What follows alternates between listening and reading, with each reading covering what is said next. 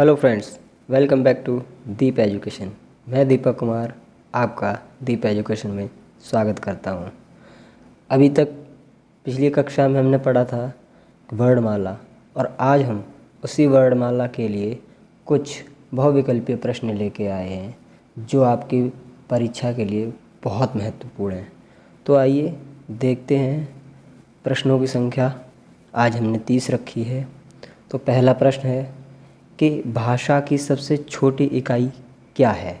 तो हमने बताया था कि वर्ड जो है वो भाषा की सबसे छोटी इकाई होती है।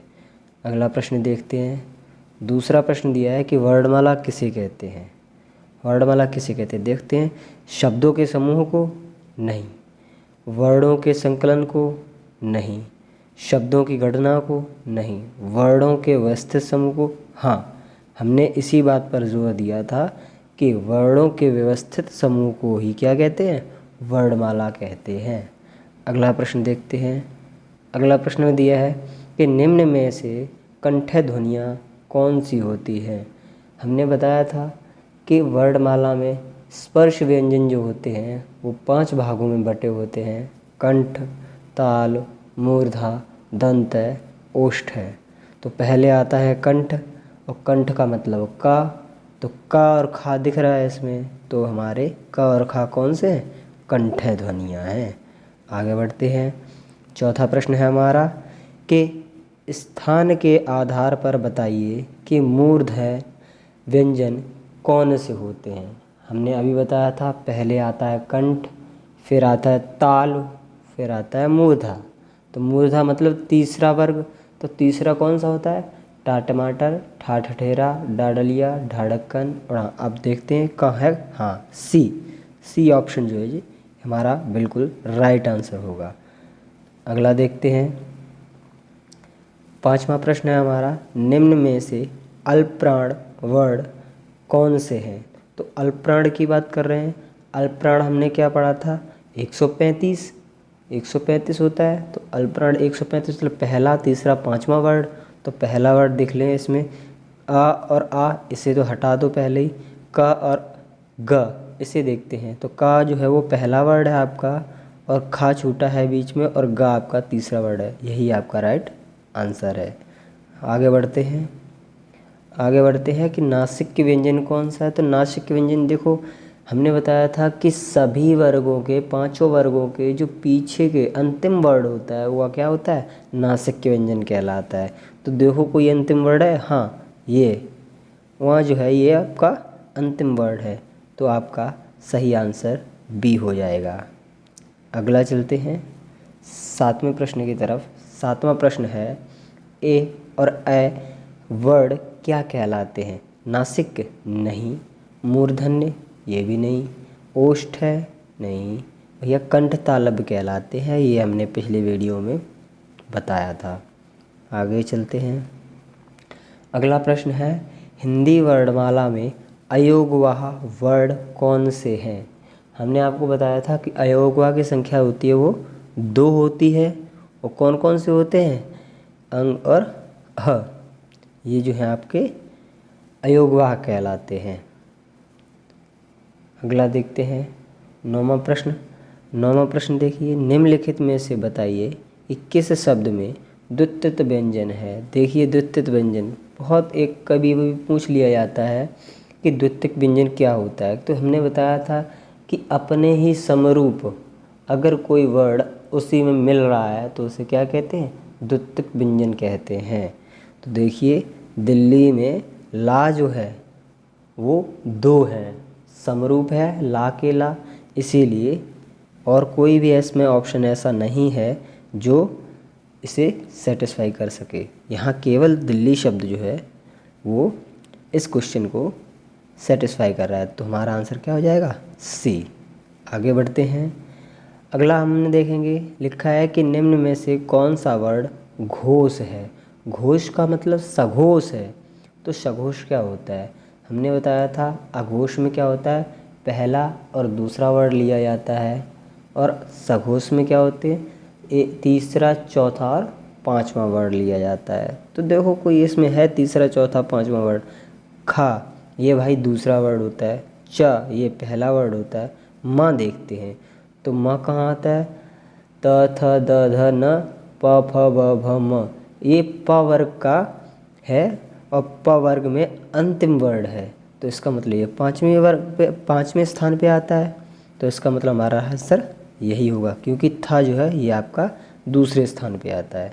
तो हम क्या देखना है कि सघोष है तो या तो तीसरा स्थान हो या चौथा स्थान हो या पाँचवा, तो हमारा ये पाँचवें स्थान पे आता है। तो हमारा आंसर क्या हो जाएगा? म जो हमारा आंसर हो जाएगा। अगला है क ज फ, ये हमारी कौन सी ध्वनियाँ हैं? संस्कृत की? नहीं, ये अरबी फारसी, अंग्रेजी या दक्षिणी भाषाएं की। ये हमारे देखो दक्षिणी भाषाएं नहीं हैं, पहली बात, संस्कृत की नहीं है और अंग्रेजी की नहीं, ये हमारी अरबी फारसी ध्वनियाँ हैं। देखिए आपको बता दें, कभी भी क्वेश्चन आप हल करें तो मैं जो करता हूँ, मैं हमेशा क्या करता हूँ कि आप एक बात सोचिए, कभी भी आपको अगर बहुविकल्पी प्रश्न करने हैं तो उसमें आपका एक ही सही होगा और 3 आपके गलत होंगे, मतलब जो गलत वालों की संख्या जो है वो ज़्यादा होगी, तो आपको उन्हीं पे कंसंट्रेट करना है। तो आप ये देखें, हमें सही नहीं करना, हमें गलत वाले ढूंढने हैं कि इसमें गलत कितने हैं लगभग। जब आप किसी भी प्रश्न में 1 से 2 ऑप्शन निकाल देंगे तो आपके पास केवल 2 ऑप्शन बचेंगे, एक सही और एक गलत। उसमें से फिर आप चूज करोगे तो वो आपका ज़्यादातर सही आंसर होता है। इसीलिए हमेशा जो है गलत वाले को पहले देखें कि कौन सा गलत है। तो यहाँ से हमें पता चला कि अरबी फारसी जो है वो हमारी ध्वनियाँ हैं ये। अगला देखते हैं 12वां, हिंदी में मूलतः वर्णों की संख्या कितनी होती है? ये भी हमने अपनी वीडियो में मेंशन किया था कि हिंदी वर्णमाला में हमारे वर्णों की संख्या जो होती है वो कितनी होती है? 52। ठीक है, अगला देखते हैं। अगला है कि छ ध्वनि की जो है वो किसके अंतर्गत आती है? मूल स्वर? नहीं, पहली बात तो ये स्वर नहीं है। घोष, संयुक्त या तालव्य? तो देखिए घोष को देखती है। घोष क्या होता है? हमने बताया था सघोष, अभी पिछले बताया था, तो उसमें क्या था कि सघोष में तीसरा चौथा पाँचवा होता है, तो ये तो वो तो है नहीं। तो संयुक्त व्यंजन, संयुक्त व्यंजनों की संख्या हमारी क्या होती है भैया? 4। कौन कौन से? क्षे, त्र, ज्ञ और श्र। तो भैया हमारा 6 मिल रहा है, तो संयुक्त व्यंजन है ये हमारा संयुक्त व्यंजन। आगे देखते हैं ज्ञ। ज्ञ जो है वो किस वर्ण के संयोग से मिलकर बना है? तो हमने आपको बताया था ये भी एक संयुक्त व्यंजन है, जैसा कि अभी बताया था क्षेत्र, ज्ञ और श। तो ज्ञ जो आपका संयुक्त व्यंजन है और इसका जो मेल है क्या जा वहाँ से मिलता है? हाँ मिलता है, लेकिन इसमें क्या होता है कि ज जो होता है वो आधा होता है, हलंत लगा होना चाहिए। That is very important thing जो हम नोटिस नहीं करते हैं। जितने भी संयुक्त व्यंजन हैं याद रखिए कि उनके पहला जो वर्ड होता है वो हमेशा हलंत लगा होगा, तो ही आप उसे टिक करेंगे, अदरवाइज़ आप दूसरे को टिक न करें, इतना ध्यान रखें। तो इसमें देखिए बी ऑप्शन जो है वो आपका करेक्ट ऑप्शन है। हमारा अगला प्रश्न है कि अघोष वर्ण कौन सा होता है? तो अघोष वर्ण हमने क्या बताया था कि पहला वर्ड और दूसरा वर्ड। तो देखिए अ तो भाई स्वर है, और हमने बताया था स्वर कहाँ आता है कि सघोष में आता है। याद करने के लिए मैंने बताया था कि सा से स्वर और सा से ही सघोष। तो पहला ऑप्शन तो आपका चला गया। अब देखते हैं जा और झा, ये आपके देखिए तीसरे और चौथे वर्ड हैं, तो ये भी आपका नहीं हुआ। अब यहाँ देखते हैं ह जो है आपका पहली बात कि ऊष्म व्यंजन है, और स जो है ये भी ऊष्म व्यंजन है। मैंने बताया था कि ऊष्म व्यंजन जो होते हैं वो आपके अघोष होते हैं, लेकिन इसमें 2 ऑप्शन है। नहीं, ह जो है ये आपका मैंने बताया था कि सघोष में आता है, ना कि अघोष में आता है। तो हमारा तीनों सा जो होते हैं वो क्या होते हैं? अघोष होते हैं, याद रखेंगे। तो हमारा आंसर हो जाएगा डी। अगला देखते हैं हम प्रश्न 16वां प्रश्न। 16वें प्रश्न में लिखा है कि घ जो है का उच्चारण स्थान क्या होता है? तो देखेंगे इसमें ऑप्शन, तो देखेंगे ये किस वर्ग में आता है। पहले तो हमें पता चला कि ये जो है क वर्ग के वर्ड है। तो क वर्ग में किससे बोलते हैं भैया? कंठ से। मैंने बताया था का से कंठ और का से का वर्ग। अगला देखते हैं। हाँ, अगला 17वां है कि इनमें संयुक्त व्यंजन कौन सा है? संयुक्त व्यंजन जो मैंने बताया था, संयुक्त व्यंजन का तो जो दो व्यंजनों से मिलकर बने होते हैं, दो वर्डों से मिलकर बने होते हैं, उन्हें क्या कहते हैं? संयुक्त व्यंजन कहते हैं। तो ड़ नहीं, ज्ञ, हाँ बिल्कुल सही है।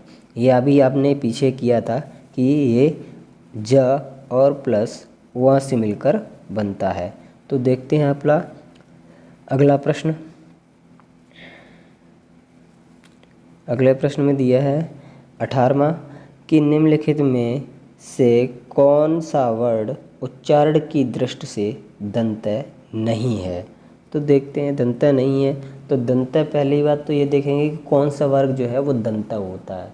तो त वर्ग जो है वो आपका दंत्य होता है। तो सीधा सीधा है कि जो ता की लाइन में आ रहा है वो तो आपका दंत्य होगा, और जो नहीं आ रहा है तो वो दंत्य नहीं होगा। तो हमें नहीं वाला देखना है। ये चीज़ बहुत इम्पोर्टेंट है, ध्यान रखना। हम कभी कभी क्या करते हैं कि ये नहीं है वो नहीं देखते हैं, और वहीं पे हम गलती करते हैं। तो देखते हैं त, हाँ, थ, द, ध, न, हाँ आता है, दा भी आता है। तो ट जो है ये अब नहीं है, तो हमारा राइट आंसर डी हो जाएगा। अगला देखते हैं 19वां है कि जिन शब्दों के अंत में आ आता है उन्हें क्या कहते हैं?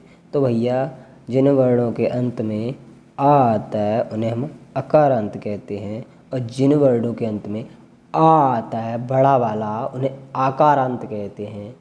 जिन वर्णों के अंत में ई आती है उन्हें हम इकारांत कहते हैं। जैसे लड़की, तो लड़की में पीछे ई आ रही है तो वो आपके इकारांत शब्द हो गए, ध्यान रखिएगा। ये हम आगे पढ़ेंगे कभी। देखते हैं छ जो है वो किस किस संयोग से मिलके बना होता है? तो भैया श जो है वो आपके का प्लस सा से मिलकर बना होता है। तो कौन सा सा? यहाँ तो एक सा, दो सा और तीसरा सा, तीनों के तीनों दे दिए। तो कौन सा? याद रखें हमेशा, पेट फटा वाला सा जो होता है उससे मिलके बनता है आपका श। तो ऑप्शन आपका भी क्लियर है। अब इसमें मैंने एक चीज़ और बताई थी कि हलंत, देखिए लगा है, अगर ये नहीं लगाओ तो आप इसे सही नहीं करेंगे, ध्यान रखना, हलंत वाला ही सही करेंगे। अगला 21वां प्रश्न हमारा कि हिंदी वर्णमाला में स्वरों की कुल संख्या कितनी होती है? तो यह हिंदी वर्णमाला में स्वर हमने बताए थे कितने होते हैं? 11 होते हैं। कौन कौन से? अ, आ, ई, उ, ए, ऐ, ओ, औ और रे। अगला देखते हैं 22वां क्या है कि निम्नलिखित में कौन स्वर नहीं है? अब देखो स्वर तो हमारे गिने चुने कितने हैं? 11 ही हैं। तो देख लो, अ है, उ है, ए है, व, ये हमारा नहीं है। और ये हमारा क्या है भैया? ये हमारा जो है वो नासिक व्यंजन है, क्योंकि यह वर्ड में 5वीं लिस्ट में 5वें नंबर पे आता है। अगला देखते हैं 23वां, निम्नलिखित में कौन ट वर्ग नहीं है? ट वर्ग का नहीं है, इसका मतलब ट की लाइन में नहीं आता है। तो सीधा सीधा देख लो क्या नहीं भैया कि ठ आता है, ड़ आता है, ढ़ आता है। अब यह क्या है कि घ, ये नहीं आता। तो आपका ऑप्शन घ, डी सही है। अब 24वां देखते हैं कि हिंदी वर्णमाला में व्यंजनों की संख्या जो है वो कितनी है? मैंने वीडियो में बताया था कि हिंदी वर्णमाला में आपके व्यंजनों की संख्या है वो 33 है। यह बात ध्यान रखेंगे। ऑप्शन आपको 33 क्लियर है। अब क्वेश्चन नंबर 25, निम्नलिखित में से पश्च स्वर कौन सा है? तो पश्च स्वर हमने आपको पढ़ाए थे कि पश्च स्वर, मध्य स्वर और अग्रस्वर। अग्रस्वर कौन से होते हैं, पश्च स्वर कौन सा होता है और मध्य स्वर कौन सा होता है? तो इसमें पश्च स्वर पूछा है।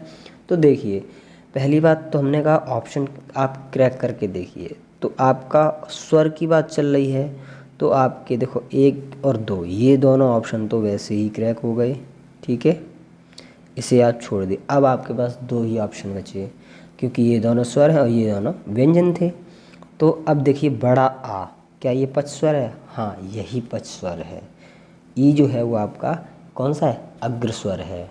और जो आपका मध्य स्वर होता है वो क्या होता है? छोटा आ, ठीक है। तो देखते हैं अपना अगला प्रश्न। 26वां प्रश्न है कि निम्नलिखित में से कौन अयोगवाह है। भाई यहाँ पे टाइपिंग में थोड़ी गलती होगी, यहाँ पे अयोगवाह शब्द होगा, ठीक है। तो देखते हैं, पहले हम अयोगवाह पे चर्चा करें कि अयोगवाह होते क्या हैं। तो मैंने बताया था कि अयोगवाओं की संख्या जो होती है वो 2 होती है, अंग और घ, ठीक है। तो अंग और घ में देखिए आपने पीछे विसर्ग लगी होती है, तो वो आपका ऑप्शन पहला ही सही का होगा कि विसर्ग जो होते हैं वो आपके क्या होते हैं, अयोगवाह होते हैं। आपको और प्रश्न के विकल्प चेक करने की ज़रूरत नहीं है, आप आगे बढ़ जाइए। 27वां जो है छ ध्वनि जो है उसका उच्चारण स्थान पूछा है। तो देखते हैं छ जो है वो पहले देखेंगे कि किस वर्ग में आता है, कि वो च वर्ग में आता है, ठीक है। और च वर्ग जो होता है वो कौन सा होता है, ताल वर्ग होता है। तो देखिए ये रहा आपका ऑप्शन, सीधा सीधा तालब है, क्योंकि दंत है नहीं, ओष्ठ है नहीं, इसलिए कौन सा होगा, तालब भी होगा, सीधा सीधा। आगे देखते हैं 28वां प्रश्न। 28वां प्रश्न क्या है, निम्नलिखित में से कौन एक संयुक्त व्यंजन नहीं है। देखो संयुक्त व्यंजन नहीं है, और हमने बताया था संयुक्त व्यंजनों की संख्या कितनी होती है भैया, कि 4। संयुक्त व्यंजनों की संख्या कितनी होती है, 4। कौन कौन से, छे, त्र, ज्ञ, श। देखो छे भी है, त्र भी है, ज्ञ भी है। इसमें अलग जो है वो क्या है, सा, पेट फटा वाला सा। और श जो है ये आपका क्या होता है भैया, ये आपका ऊष्म व्यंजन होता है। तो आपका सही ऑप्शन क्या हो जाएगा, बी। ध्यान रखें, मैंने बताया था कि इस वर्ड पे नहीं पर ध्यान देना है बहुत अधिक से। आगे चलते हैं, 29वां प्रश्न है आपका। 29वां प्रश्न है कि तालव्य व्यंजन है। अब देखिए सीधा सीधा तालव्य पूछ लिया, तो तालव्य में देखेंगे किस वर्ग को कहते हैं। तो पहला वर्ग कंठ वर्ग, दूसरा तालव्य। तो दूसरे का मतलब क वाला तो कंठ हो गया, और इसके बाद क्या आता है, च वाला। तो च वाला ही पूरी लाइन जो होगी वो क्या आपकी, तालव्य है। तो देखते हैं, अरे ये तो पहला मिल गया, ठीक है। तो हमें पहला जो ऑप्शन है ये हमारा क्लियर हो गया, ठीक। तो यहाँ से हम एस लगा के अगला प्रश्न देख रहे हैं। भाषा निर्माण की इकाइयों का सही क्रम बताइए। तो भाषा निर्माण की इकाई देखिए, सबसे पहले क्या आएगा, ध्वनि सबसे छोटी, ठीक। उसके बाद ध्वनि से मिलते हैं शब्द, शब्द से पद, और पद से वाक्य। ध्यान रखिए सीक्वेंस। तो ये आपका ऑप्शन डी सही हो जाएगा। तो आपके 30 प्रश्न पूरे हो चुके हैं। तो अगला देखते हैं, प्रयत्न के आधार पर ल जो है वो किस प्रकार की ध्वनि है, पार्श्विक, उच्छेद, प्राकृत या संघर्षहीन। ये आपको खुद बताना है, कमेंट सेक्शन ज़रूर करें, कमेंट में ज़रूर बताएं कि इस प्रश्न का उत्तर क्या होगा।